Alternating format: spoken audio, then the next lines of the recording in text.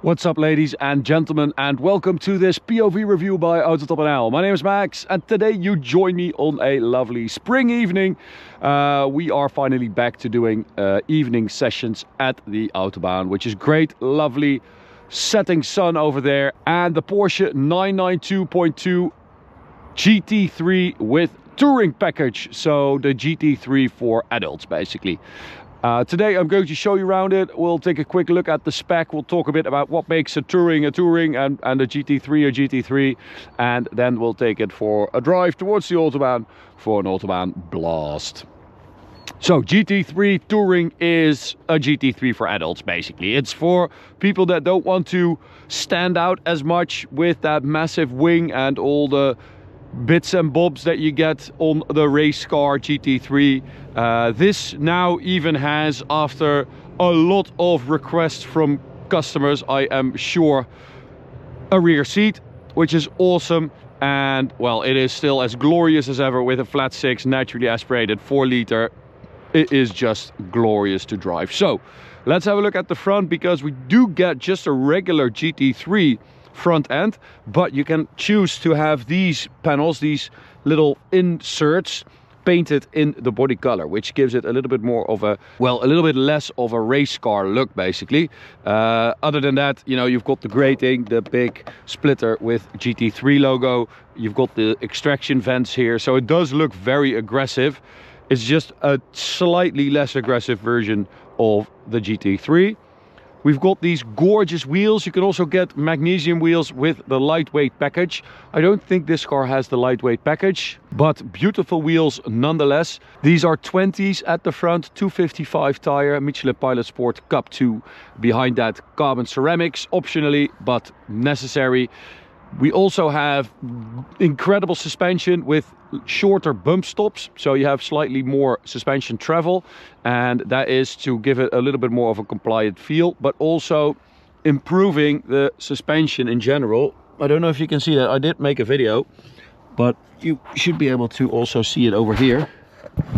There are some underbody like arrow blades and fins, but also mounted onto the suspension, directional flaps basically, or flicks that direct air onto the brakes, for instance, but also on the rear suspension that direct air for cooling onto the drive shaft. So basically race car stuff. Super nice. Also at the rear, Michelin Pilot Sport Cup 2s, and this is a 21-inch wheel with a 315 tire. Very wide, a lot of rubber. And at the rear, the gorgeous LED bar, diffuser with a central placed exhaust, and the GT3 Touring logo. No big wing here. You do get a little bit of a flick here, of a spoiler lip. This raises up, of course. This whole part doesn't really look that good. So I would have loved if they did like a little ducktail for the GT3 Touring, similar to the Sport Classic ducktail, because you still need some downforce, especially, you know, at the higher speeds. But I guess they don't want to, you know, get in the way of the Sport Classic in any way. Also, engine wise, we have the same 4-liter naturally aspirated flat 6 as before the facelift, but because of emissions regulations, we have 4 cats instead of 2 OPFs. Because of that, torque is a little bit lower, so it's 450 newton meters now, still 510 horsepower. So they fiddled around with the valve timing and the throttle bodies to keep that power at 510, even though it has more back pressure because of the cats and the OPFs. So their goal really was to maintain this level of power and not go down in power, which is, well, a shame. But I mean, even if you go down slightly, it doesn't really matter, because it is, you know, it's about the experience, this engine. As standard, a GT3 Touring comes with a 6-speed manual gearbox. We have the 7-speed PDK. If you go for the manual, you have a mechanical limited slip diff at the rear. The PDK has an active diff, and they also shortened the final drive ratio to make sure that it is as fast as before, even though it has slightly less torque. So that has hurt top speed a little bit. I think it's down from 318 or 319, something like that. 318 to 313 now, but you know, still enough. And drum roll, there's the rear seat, absolutely perfect for small humans or dogs. It is super nice. I mean, it's a very strange car because it's sort of in its own category, because no one really touches a GT3 in my opinion. I don't think there's anything that is as good at this price point. And then now also it is more practical than before. It is really stupid, basically. It's too good. So PDK gets a longer gear lever, so you have a better reach, you know, shifting manually on the track with the stick. If you go for the manual, you get the shorter shifter from the 911 ST. I mean, either way works. Manual also fantastic in this car, but the PDK is also, you know, glorious, so it doesn't really matter what you do. I don't think you can make a wrong choice here. So sun is about to set. Well, yeah, I think it's about to set, so we're going to head out. Lovely steering wheel here, just nice and simple, not too many buttons. Drive mode selector down there. We have normal, sport and track.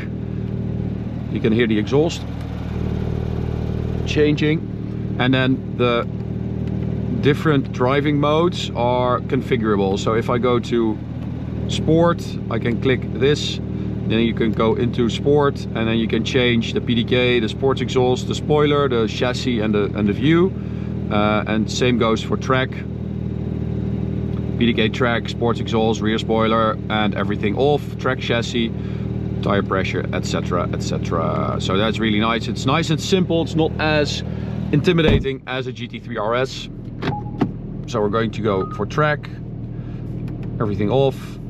We have the digital display, of course. It's a shame that we don't have the analog rev counter anymore. We do have the turnkey ignition still, which is great. And I do quite like this view for a digital instrument cluster. It's just that, you know, the analog one was better, but it's fine.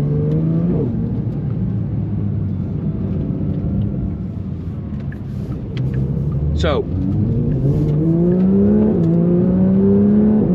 oh, lightning quick shifts.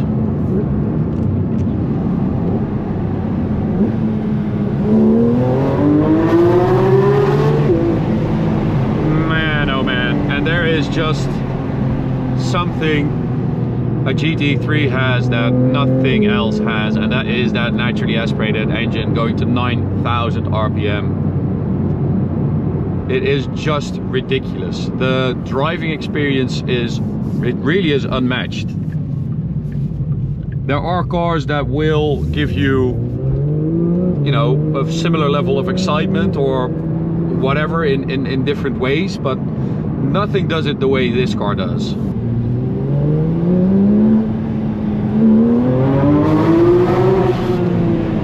And it does, I mean, it does sound like a race car. There are very few cars that actually feel like a race car. We have the assist button over there, which is new, I think. Speed warning off, lane keep off, brake recommendation off. Nice and easily accessible. All this business, super nice. It's not in your way, it has everything you need. Yeah, not over the top, it's just perfect. So steering, we have a new type of steering that is supposed to feel more natural than before, because apparently there were some complaints about the pre-facelift being a little bit too snappy, a little bit too quick to respond. So this has like a more linear feel apparently. I don't really know, it feels great, but I think the pre-facelift already felt great, so it might be a little bit better, a bit more natural. But so launch control 3.4. Oh.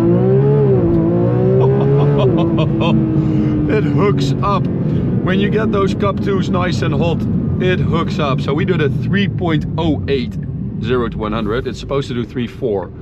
3.9 I think with a manual, but 308 is really quick. And that's quite a big difference compared to what they claim, so I don't know what's going on there. Oh man, the turn in, the compliance, the ease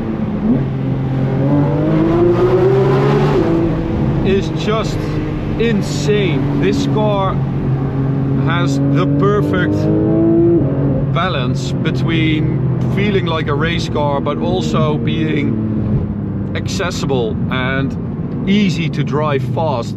In fact, I really feel like it only becomes better the faster you go. The suspension, it sort of settles when you go faster. When you go slow around town, it's horrible because it's fidgety and it's messy, it's all over the place. This is just, oh, it's insane.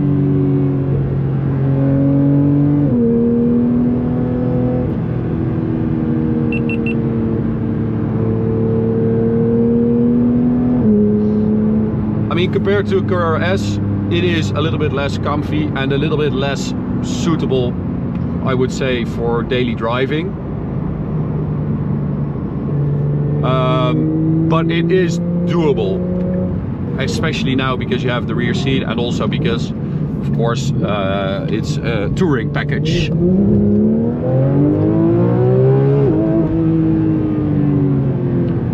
Lightweight package also available for the touring, which means you get magnesium wheels, carbon fiber roof, carbon fiber parts in and around the body.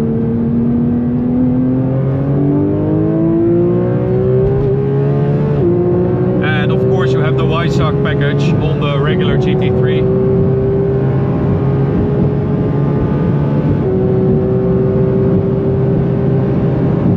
So we are in track mode for the chassis. Just experiencing that. It's actually not bad, it's a little bit bumpy though, so we might tone that down a little bit later on.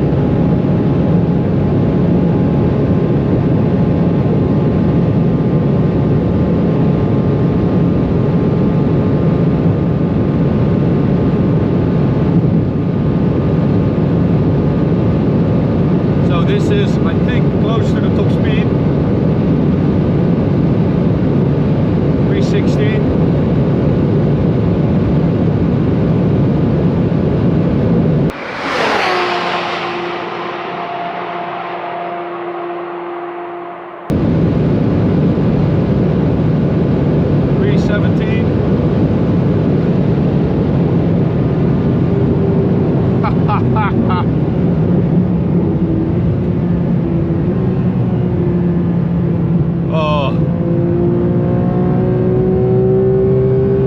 So if we go to chassis sport,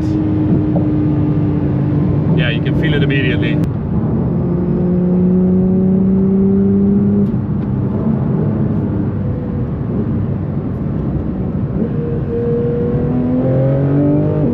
Oh. So it's a very, very strange experience because on one hand it feels super stiff and edgy and aggressive, and on the other hand it never really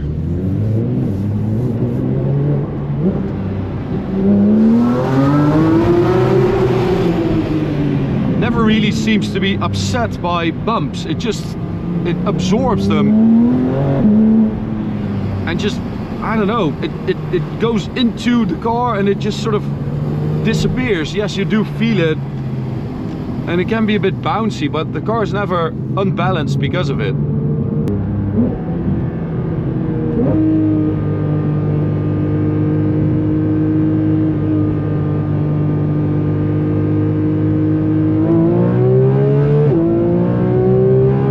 So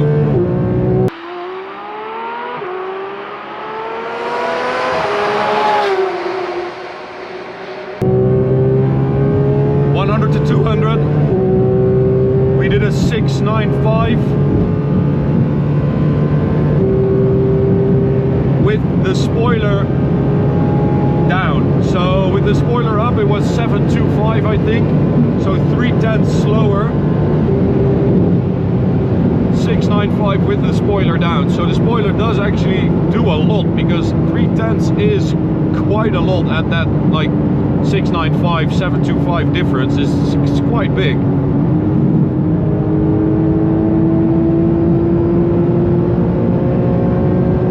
So it's a car that's, again, like most facelifts, it's difficult to see or to judge the changes from a distance, or you know, when you hear about them or read about them. But when you drive it, it just feels like slightly better in almost every way, and I find that just so incredible that they're still able to improve upon a car that you feel like is already pretty damn perfect.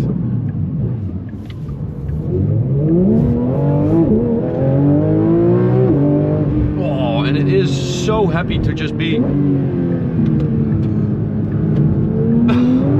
oh, driven on the limit. It's so, well, on the limit of what you can do on a public road.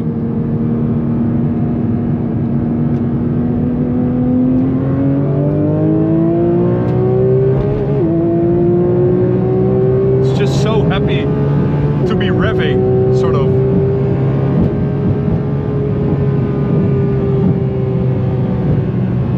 Let's see if we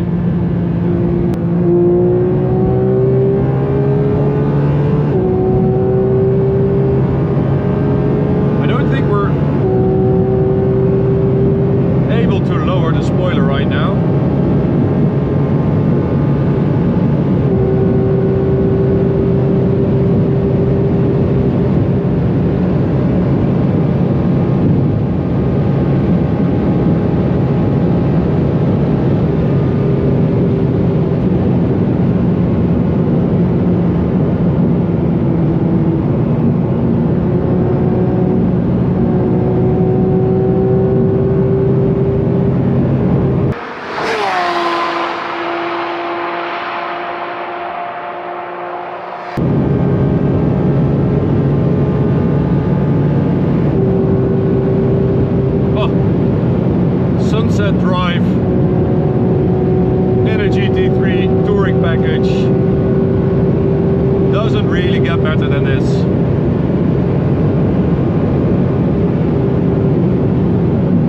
What a joy to drive. It just makes me happy. It's such an antidote for, you know, what's happening to modern cars. This is just, it feels so old school, and just as a present to petrol heads everywhere. Wow, awesome car, just 10 out of 10. Thank you so much for watching. Hope you enjoyed it. You can subscribe by clicking the big button. You can check out this video, this playlist, and we'll see you at the next one. Bye.